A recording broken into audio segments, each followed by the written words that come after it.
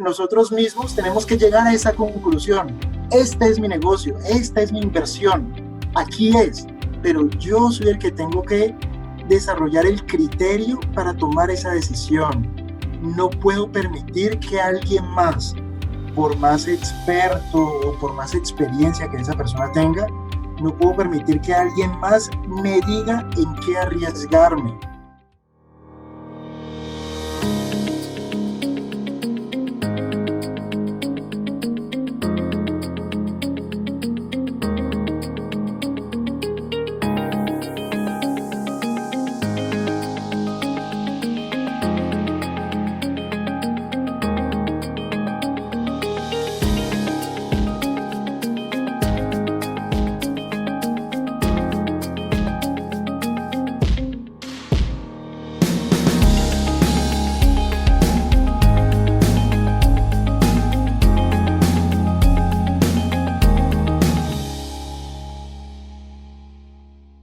Buenas tardes, buenas noches, buenos días, siempre sacando en mi canal algún video de valor. Y en esta oportunidad, a la comunidad que nos sigue, tanto en Facebook como en YouTube, vamos a presentarles a una persona quien también tiene su canal en Facebook, su canal en YouTube, quien también transmite conocimiento de valor, y por eso yo considero que es uno de los influencers en Latinoamérica que vale la pena seguirlo. Para aquellos que no lo siguen, para los que le conocen, hemos tomado contacto con Ángelo Rico. Ángelo Rico es colombiano, vive ya años en España, y a partir de allí es que hace estas transmisiones de valor en su canal. Su canal comparte sobre educación financiera, sobre inversiones, sobre bolsa de valores, sobre la coyuntura actual, qué decisiones podemos tomar las personas, las pequeñas empresas. Entonces, a mí me parece importante poder escuchar en mi comunidad, en mi canal, a Ángelo, a quien lo voy a entrevistar en este momento. ¿Cómo estás, Ángelo? Acá es de día, allá me imagino que estamos de tarde. ¿Cómo estás, Ángelo? Un gusto Ya de casi presentarte en mi canal. tarde noche. Hola Jorge, antes que nada encantado de estar aquí contigo, decirte que sigo tu canal y haces un trabajo maravilloso. Un saludo también para tu fantástica audiencia y nada, que es un honor estar aquí compartiendo estos minutos con ustedes. Gracias, Ángelo, gracias por tu presentación. Y bueno, vamos a lo que la gente está esperando. Quieren escucharte a ti.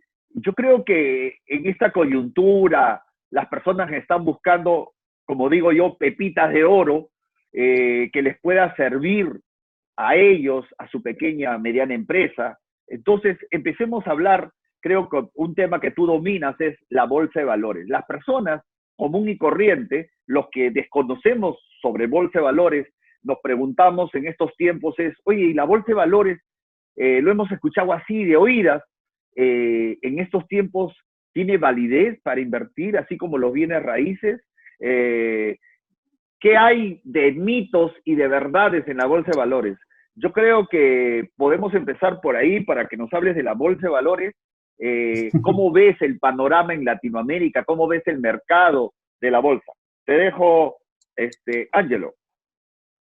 No, mira, el primer mito gracias Jorge, el primer mito que yo creo que la mayoría de la gente tiene o maneja o con los que hemos sido educados es que la bolsa de valores es para los ricos.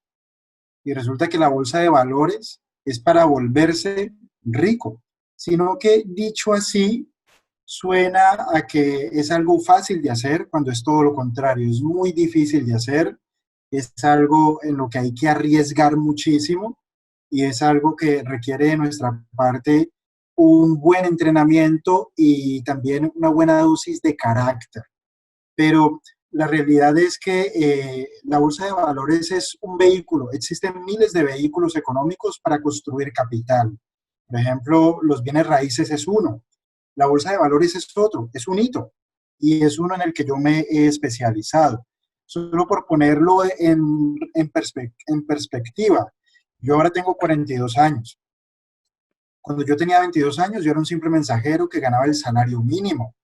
Pero yo comencé a trabajar en el negocio bursátil en Colombia Yo ocupé cargos como agente bursátil, fui gestor de 2 fondos de inversión, teníamos bajo gestión más de 200 millones de dólares, trabajé en el front office de la tesorería de un gran banco en Colombia, fui analista de inversiones, fui jefe de investigaciones económicas, pero en el camino, en el trayecto, en ese camino profesional, en algún punto yo comencé a construir mi propio capital a través de la bolsa. Y a los 33 años yo me pude independizar, es decir, yo a los 33 años pasé mi carta de renuncia y les dije, gracias por las oportunidades, soy feliz aquí, pero yo me voy. Y era porque ya estaba en ese punto donde tienes colchón financiero y donde tu trabajo ya se convierte como en unas cadenas que no te permiten tomar ciertas decisiones porque existe algo que se denomina conflicto de interés. Pero yo, de todo esto que acabo de mencionar, para mí lo más relevante y lo que yo le digo a toda la gente, mira, en mi caso, pero es mi caso, yo no quiero decir que lo mismo le vaya a ocurrir a todo el mundo, pero en mi caso la bolsa me sacó de pobre. Hay otras personas que fueron clientes míos en bolsa, que lo que los sacó de la pobreza fue vender arepas en una esquina y ahora tienen 500 puestos de arepa.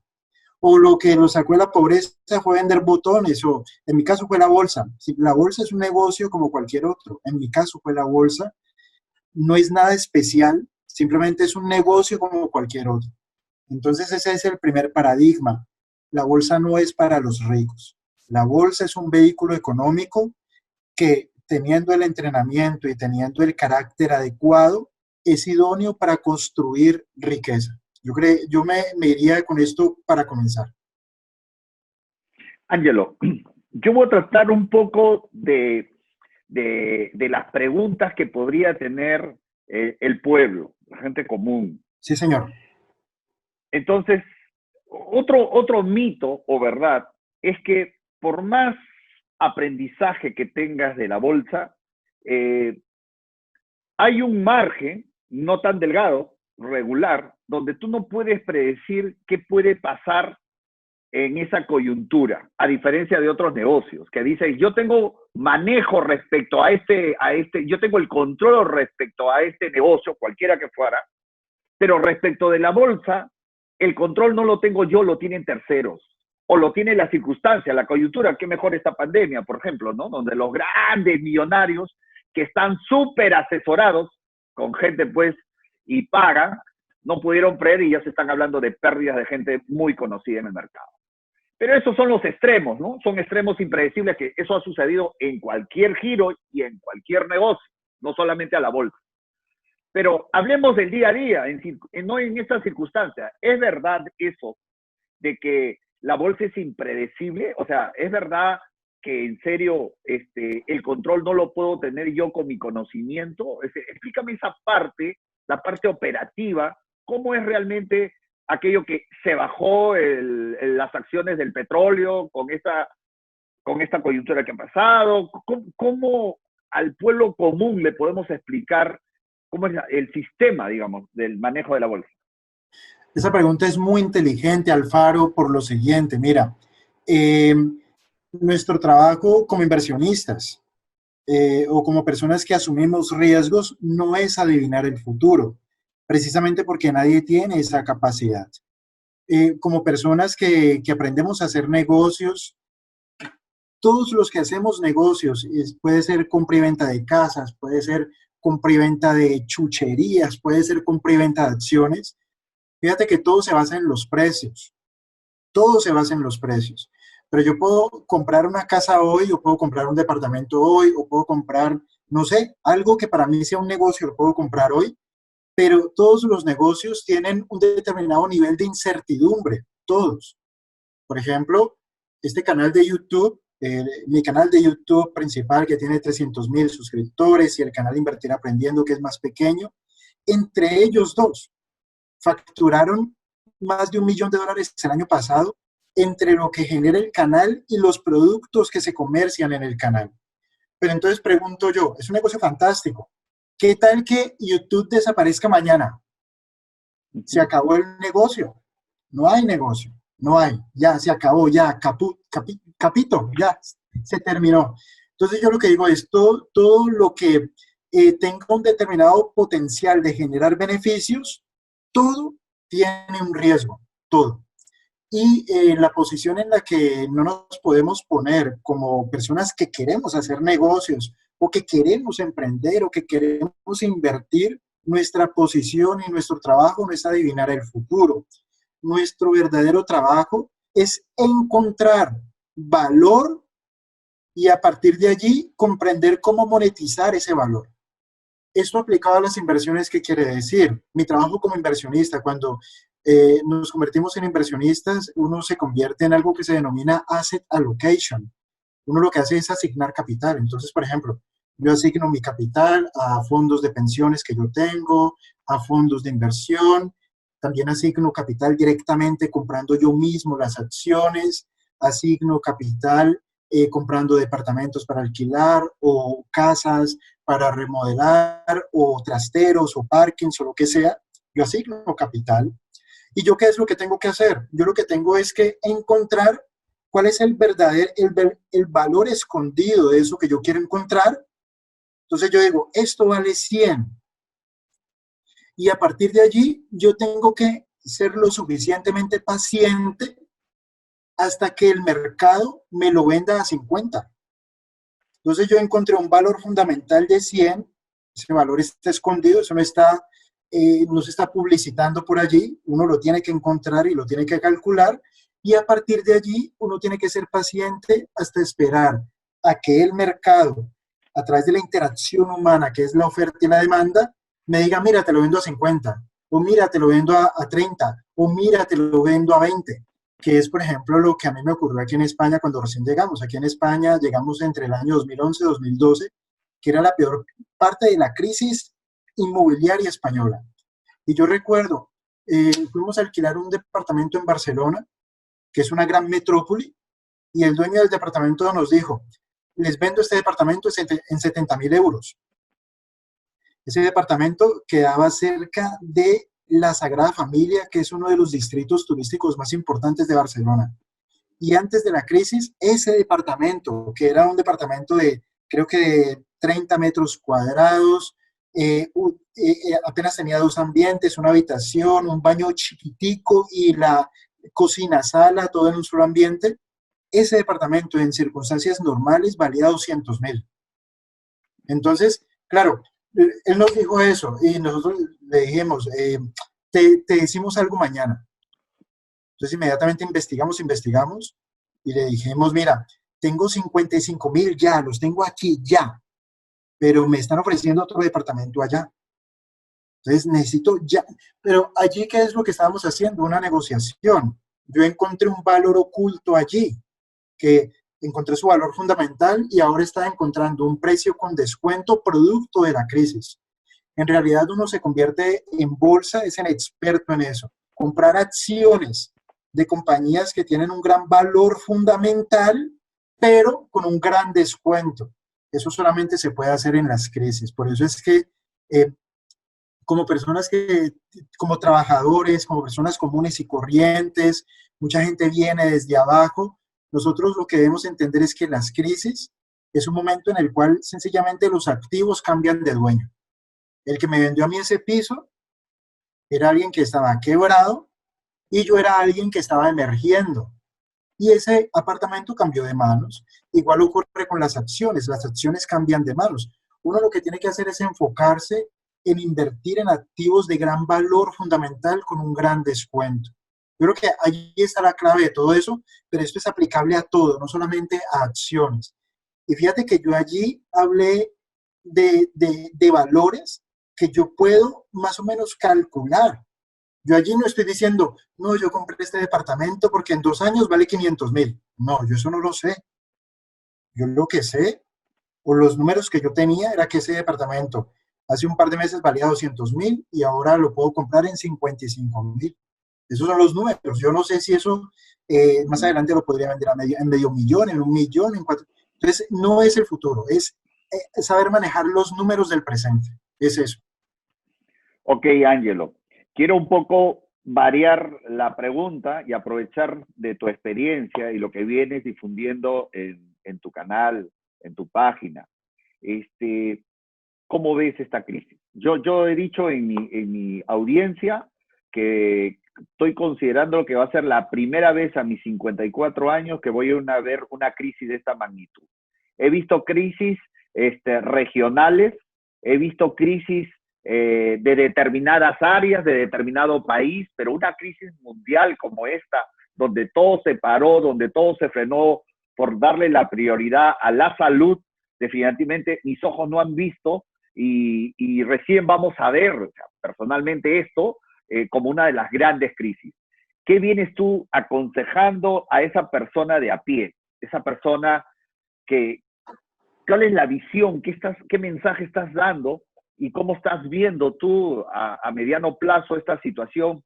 ¿Quiénes debemos aprovechar? ¿Quiénes están en desventaja? ¿Qué giros, qué negocios crees tú, por ejemplo? Entonces es una gran pregunta. ¿Qué giros, qué negocios crees que ya su sentencia de muerte con todo esto lo ves complicado?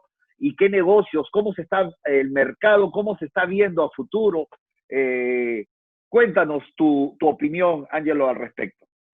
Vale, mira, allí esa pregunta es buenísima, Jorge, por lo siguiente. Mira, no todas las inversiones son para todo el mundo.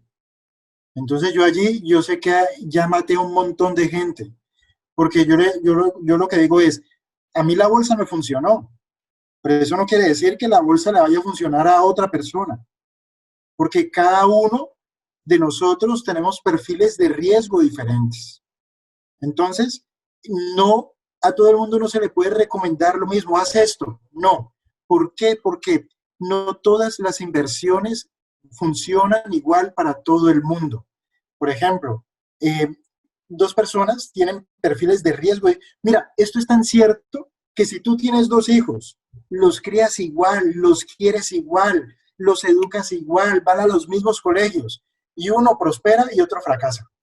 ¿Por qué? Porque son personas distintas, entonces la misma inversión funcionó en uno de una forma y en el otro de otra. No sé por qué. En las inversiones es igual. Entonces, lo primero que yo le digo a la gente, mira, una inversión, tú no te tienes que acomodar a una inversión. La inversión se tiene que acomodar a ti. ¿Qué quiere decir esto? Que cuando tú inviertes en algo que puede ser la bolsa o puede ser un negocio o en una casa o en un piso, lo que sea, tú te tienes que sentir cómodo con lo que estás haciendo. Tú te tienes que sentir tranquilo. ¿De dónde parte esa sensación de tranquilidad y de comodidad? De que tú comprendes lo que haces, de que tú entiendes lo que estás haciendo. ¿Qué es comprender lo que uno está haciendo? Que uno entiende los riesgos que está asumiendo. ¿Por qué una persona, porque yo podría entrar en una inversión y me va bien y otra persona que no sabe nada entra y hace lo mismo y le va mal? Porque ella no entiende lo que está haciendo. Ella no comprende. Hay unos riesgos asociados que ella ni se los imagina. Entonces eso le genera intranquilidad, desasosiego y esta persona se pone nerviosa y en cualquier momento hace algo indebido y mete la pata. Entonces yo lo que les digo a las personas, mira, tienes que buscar en términos de inversiones y de negocios algo con lo que tú te sientas cómodo. ¿Qué es aquello que tú entiendes? ¿Qué es aquello que tú comprendes?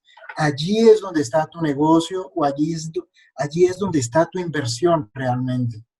Lo segundo, eh, partiendo del hecho de que la mayoría de nosotros, hombre, creo que en Latinoamérica, pero es igual en Europa, es igual en los Estados Unidos, la mayoría de nosotros no somos ni príncipes ni princesas.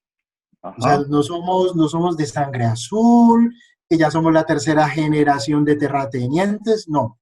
La mayoría de nosotros venimos de familias trabajadoras que se han venido haciendo cosas con esfuerzo, etcétera. No somos hijos de empresarios, la mayoría. Entonces, la mayoría de nosotros carecemos de mentalidad empresarial. ¿Qué quiere decir esto? De hecho, este tipo de mentalidad empresarial es mucho más importante que el conocimiento. El conocimiento representa una parte, yo diría que entre un 20 y un 30% de tus posibilidades de éxito, porque al final de cuentas que tú tengas éxito o no tengas éxito dependerá de que tú tengas mentalidad empresarial. Mentalidad de empresarial es apetito por riesgo, mentalidad de empresarial es asumir responsabilidad personal, mentalidad empresarial es asesorarse de los mejores para tomar una decisión, mentalidad empresarial es liderazgo. Mentalidad empresarial es esto, la mayoría de nosotros carecemos de eso porque no lo vivimos en la casa. Entonces, ¿qué es lo que yo digo? Antes de tú invertir, tú tienes que desarrollar mentalidad. Y esta mentalidad parte de dos bases. Una parte que es conocimiento, pero otra parte es pulir aquella parte del carácter que te dice, mira, si tú quieres lograr resultados, te tienes que arriesgar. Pero antes de arriesgarte, no sencillamente te comportes como un kamikaze. Antes de meterte en algo, debes tener un conocimiento profundo acerca de lo que estás haciendo. Y si tú no entiendes lo que estás haciendo, no lo hagas, que es un principio de las finanzas. Sí. O, por ejemplo, cuando yo trabajaba en análisis de crédito en el banco, nos decía nuestro jefe, mira, si a ti no te cuadran los números de este solicitante, no le prestemos. Y ya. O sea, yo le puedo, ¿por qué no te cuadra? Yo no sé, listo, entonces no le prestemos, porque no cuadra. O sea, si te da mala espina, es igual. Si tú no entiendes, no lo hagas. Si tú no te sientes cómodo, no lo hagas. Si tú no sabes cuáles son los riesgos asociados, no lo hagas. Yo creería que ese es el principio. Y fíjate que no te he hablado de ningún negocio, porque al final de cuentas es nuestra propia educación lo que nos mostrará el negocio. Es decir, nosotros mismos tenemos que llegar a esa conclusión. Este es mi negocio, esta es mi inversión, aquí es, pero yo soy el que tengo que desarrollar el criterio para tomar esa decisión. No puedo permitir que alguien más, por más experto o por más experiencia que esa persona tenga, no puedo permitir que alguien más me diga en qué arriesgarme, porque esa persona no conoce detalles míos que van a influir de manera significativa en mis resultados. Eso es importantísimo. Entonces, yo creería que eso es lo importante. Te tienes que educar para que cada uno de nosotros comprendamos cuál es el tipo de inversiones que tenemos que hacer. Eso es. Pero, por ejemplo, si a mí alguien me pregunta de inversiones, Angelo, pero listo, ya decidí que quiero invertir en bolsa, ¿qué hago? ¿Qué hago? Entonces yo le digo, mira, como todo en la vida es un proxy, tú tienes que entender que primero es sábado que domingo y que tú te tienes que familiarizar con ciertas cosas y con ciertos términos que desconoces y que en la bolsa ocurren demasiado rápido y de manera imprevista. Entonces, hay situaciones que tú no vas a saber manejar. Entonces, lo primero que tienes que hacer es un proxy. ¿Qué es hacer un proxy? Si a mí una persona me dice, Ángelo, yo no tengo experiencia en bolsa, nunca he invertido, nunca he hecho nada, nada. Entonces yo le digo, mira, mi sugerencia para que comiences es que inviertas en un fondo indexado. En un fondo indexado, que son estos fondos que replican al mercado y que tú no tienes que hacer nada. Y a partir de allí, corriendo ese pequeño riesgo, tú vas a empezar a adentrarte en un mundo que es desconocido para ti. Pero yo lo que no le digo a las personas es, métete de cabeza en esto que te va a ir súper bien. No, porque no lo sabemos. Esa persona es como cuando vamos a conducir nuestro primer auto. Atropellamos gente, matamos viejitos, atropellamos perros, estrellamos el coche. 10.000 historias, que es la primera vez que conducimos un auto. Y además, ese primer auto no es un Ferrari edición limitada. Ese primer auto tiene que ser un auto de porquería para que lo podamos estrellar y podamos cometer errores. Esa sería, a grosso modo, como una pequeña intro que yo le daría a la gente para que empiece a tener esta aproximación a la bolsa. Claro, Ángelo, tú lo que estás queriendo decir, a grosso modo, es así como nos dicen que hay que tener vocación para determinadas carreras, para estudiar, que eso tú lo sientes, igual para ser inversionista, uno debe adecuarse a lo que conocemos como aversión al riesgo. No todas las personas tenemos el mismo miedo entre comillas, el mismo miedo, por llamarlo un concepto, a determinadas cosas. Eso yo lo pongo como ejemplo. No todos van a subir a la montaña rusa en forma inmediata. Tienes que ir despacito y ahí ya en el camino uno va adecuándose o aprendiendo. Eso es una gran verdad. Algo que te quiero preguntar, Ángelo, también, es sobre la educación financiera. Esta palabra es la más trillada, la más mencionada y cada quien lo interpreta a su manera y hay gente confundida. ¿Qué cosa es la educación financiera? ¿Se resume en una idiosincrasia donde yo tengo que dejar de gastar? ¿Se reduce en que yo debo gastar solamente al nivel que gano? ¿En qué se reduce la educación financiera para las personas? Me gustaría escuchar tu opinión de todas las personas hablan, la frase más en redes sociales es edúcate financieramente. ¿Qué es para ti educarte financieramente? Tiene que ver con la cultura, tiene que ver cómo me enseñó papá, mamá, qué es lo que vi, tiene que ver con qué, con una clase, con una raza. Eso es un solo camino donde todos tenemos que estar en ese estándar. La educación financiera es para todos, es solo para algunos. ¿Qué cosa es para ti la educación financiera, Ángelo? No, mira, la educación financiera parece un término trillado, pero la realidad es que todo el mundo es pobre. Todo el mundo es pobre. Y podríamos estar hablando del obrero de una fábrica o del gerente de un banco.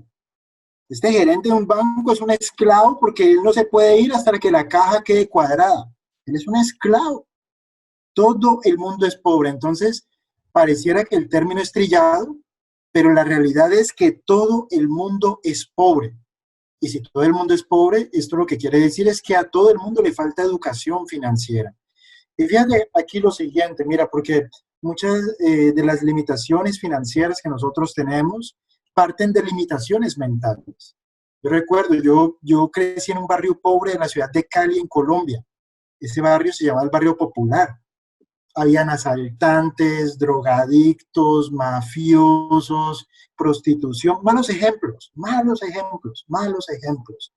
Yo me crié allí y todos mis amigos del barrio se criaron conmigo. La realidad es que en algún punto del camino yo me comencé a educar financieramente, comencé a leer libros. El primero que se me atravesó fue el de Robert Kiyosaki.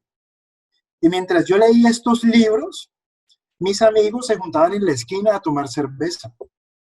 La realidad es que yo soy una persona hoy totalmente diferente, no solamente en términos patrimoniales, sino en términos de mi pensamiento. Soy totalmente diferente a mis amigos del barrio. Cuando yo los veo por Facebook, porque algunos de ellos los tengo por Facebook, o cuando los veo, voy a Colombia y los saludo, son los mismos que yo dejé, son los mismos, son los mismos. Se ganan lo mismo, trabajan en lo mismo, hablan de lo mismo, beben lo mismo, son los mismos. Pero los dos éramos pobres, todos íbamos por la calle, todos éramos iguales. ¿Por qué yo lo logré? Porque todo parte de qué es lo que tú le metes a tu cabeza. Entonces, claro, cuando tú le empiezas a meter vitaminas a tu cerebro, una de las primeras cosas que uno empieza a comprender, mira, tú eres pobre, listo, te ganas el salario mínimo, listo. ¿Qué es lo que tú haces con ese salario mínimo? ¿Te lo bebes? ¿Te lo gastas en mujeres? ¿Te lo juegas? ¿Lo apuestas? ¿Tú qué haces con eso? Entonces uno lo que empieza a comprender es que ese salario que parece chiquitico son semillas, son semillas. Hay gente que siembra esas semillas, pero hay otras personas que tiran esas semillas por allí y las botan. Entonces, yo pensaría que hay dos vertientes. La primera de ellas, gestión del dinero. No importa la situación económica que tú tengas ahora, pero todos tenemos que llegar a un punto en el cual nuestro nivel de ingresos sea superior a nuestro nivel de gastos. Al principio es muy difícil que nuestros ingresos crezcan de manera rápida. Eso al principio no lo tenemos bajo nuestro control, pero lo que sí está bajo nuestro control son los gastos. Fíjate que el Titanic se hundió, fue porque pasó un iceberg y le hizo unos huequitos pequeñitos al barco. Eso no fue un torpedo que lo abrió por la mitad, no. los barcos se hunden es porque hay pequeños huequitos por donde entra el agua. Esos pequeños huequitos para nosotros son los gastos hormiga. ¿En qué te gastas el dinero? ¿En qué lo desperdicias? ¿Son tus gastos fijos? ¿En qué se pierde el dinero? ¿Dónde va? Y esto no solamente aplica para el que gana el salario mínimo, porque yo conozco mucha gente que gana $15,000, $20,000, pero están de deudas hasta arriba y no Ajá. tienen libertad financiera, sino que son esclavos, y es por el tema de los gastos. Entonces, lo que sí es cierto es que hay gastos que podemos reducir y en esa reducción podemos ir en la línea de que nuestros ingresos en algún momento sean superior a nuestro nivel de gastos. De hecho, cuando nuestros gastos son superiores a los ingresos, esa brecha hay que financiarla. Y ahí es cuando nos llenamos de tarjetas de crédito, nos llenamos de deudas de libre inversión, crédito de auto, crédito de casa, 10,000 historias. No hay capacidad de ahorro, por lo tanto no tenemos capacidad para asumir riesgos, para invertir, no hay nada, no hay nada. Esa es una. La otra que todos deberíamos entender y que debe ir paralela es que yo creo que a muchas personas les falta interiorizar que en ningún sitio del planeta se ha encontrado tanto oro como en el cerebro humano. En ningún sitio. En ningún sitio del planeta Tierra se ha encontrado tanto oro como en el cerebro humano. Entonces, esto se lo leí también en un libro yo no sé si fue de Kotler no me acuerdo del autor, pero él decía, mira, las personas que se quedaron pobres en la era industrial son los que llegaron tarde a la era industrial. Las personas que se queden pobres en la era de la información son los que lleguen tarde a la era de la información. ¿Qué quiere decir esto? Y esto, ahora que uno está en Internet, uno lo entiende claramente. La verdadera riqueza está en los servicios de alto valor agregado. ¿De qué están compuestos los servicios de alto valor agregado? No están compuestos de máquinas, no están compuestos de fábricas, no están compuestos de empleados, no están compuestos de infraestructuras grandes. Los servicios de alto valor agregado son intensivos en conocimiento. Esto lo que quiere decir es que si uno comienza a alimentar esto con la información correcta y queriendo Dios desde una temprana edad, pero que esto no tiene fecha ni horario en el calendario, pero entre más uno le meta al cerebro cosas que te hagan ver oportunidades de negocios, cosas que te sientas, que te hagan pensar que tú puedes lograr cosas importantes, o cosas que te inspiren, o cosas que te motiven, o cosas que te permitan ser más productivo con tu día. Todo esto va haciendo que tu cerebro vaya a $1,000,000 por segundo. Y en algún momento tú te disparas. Entonces fíjate que, y eso es algo que yo lo hice desde muy joven. Yo, por ejemplo, yo cuando comencé a ganar buen dinero en bolsa, yo seguía viviendo en un apartamento de 15 metros. De hecho, cuando llegaba una visita, yo me tenía que salir para que entrara la visita. Y yo ganaba muy buen dinero, pero yo mantuve mis costos y mis gastos muy bajos, porque yo ya entendía que necesitaba acumular capital. Y segundo, en el interín, mientras todo esto ocurría, yo me educaba y yo me capacitaba para poder ser alguien más productivo. Eso, para mí, esa es la clave. Y yo creo que esa es la educación financiera. La educación financiera compone de dos partes.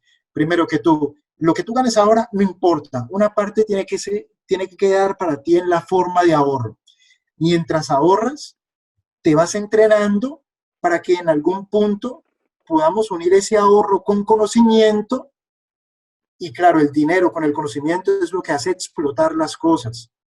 Porque allí es cuando tú conviertes el ahorro en inversión, o conviertes el ahorro en negocios, o conviertes el ahorro en potencial de valorización. Pero, mira, dinero sin conocimiento no funciona. Si no, yo estoy cansado de ver hijos de papi y mami que arruinan a sus familias porque nacieron ricos pero no saben administrar el dinero. Entonces, dinero sin cabeza no funciona. Ahora, la cabeza sin dinero sí funciona, porque yo lo hice y mucha gente lo ha hecho. Pero ahora, si tú tienes cabeza, pero además tienes dinero, explotas. Explotas porque tienes los dos componentes, cabeza y dinero. Yo creería que esa es la esencia de las finanzas Claro. personales modernas. Eso sería, desde mi punto de vista, sería así, más o menos. Oye, Ángelo, gracias de verdad por tu aporte. Espero que no sea la primera vez. Esta conversación uno aprende, de verdad aprende. Y gracias por aportar a nuestro canal. Algunas palabras, algunos consejos, algo que consideras dejar a nuestra comunidad que te está escuchando. Me gustaría escucharte, Ángelo. No, mira, yo para rematar diría lo siguiente, una noticia mala y una buena. ¿Cuál quieres primero? Como siempre, primero dame la mala, después terminas con la buena. La mala es que se viene la peor crisis económica de nuestra historia. Es la peor, la peor. Tengo muchos clientes en Colombia, pero en Estados Unidos, en España, pero sobre todo amigos míos que tienen cargos ejecutivos, directivos en Colombia, de compañías muy potentes que me dicen, estamos en la inmunda, no hay caja, no hay, se viene una terrible, terrible crisis económica, terrible. En los Estados Unidos se han perdido casi 40 millones de empleos. Imagínate en Latinoamérica la que se viene, la Sí. peor crisis económica de nuestra historia. Ahora, es la peor crisis económica de nuestra historia. Todas las crisis son iguales. El dinero cambiará de manos. Y para todos los que venimos desde abajo y que no tenemos infraestructura y no han arriesgado porque no están invertidos, no han hecho nada, es una gran oportunidad si ellos se saben reinventar y si saben leer lo que está ocurriendo en términos de cómo está cambiando la estructura de la economía desde una economía offline hacia una economía online, cómo se están derribando paradigmas, en apenas 2 meses se derriban paradigmas que igual iban a caer, pero en 10 años, pero ya cayeron. Entonces el tema es reinventarse y el tema es hacer la lectura correcta de lo que está ocurriendo para que encuentres tu oportunidad, no la mía, no la de otro, la tuya, la que te conviene a ti. Entonces la crisis es oportunidad si sabes hacer la lectura adecuada. Para mí eso es lo más positivo de esto dentro de todo lo que puede pasar. Oye, Sí, te señor. agradezco, Ángelo, y para todos nuestros seguidores, los que desean seguir escuchando temas, oportunidades de inversión, educación financiera, todos los mensajes que nos deja Ángelo, aquí debajo va a haber una descripción para que den clic hacia su canal respectivo. Y yo agradecido por esta charla y a ustedes también, esto no sería posible si no hay oyentes. Así que agradecido también con ustedes y hasta otra oportunidad donde podamos tocar otro tema interesante y de valor para el conocimiento, que es lo que realmente te permite alcanzar la libertad financiera. Chao, chao, nos vemos. Jorge, hasta luego, gracias.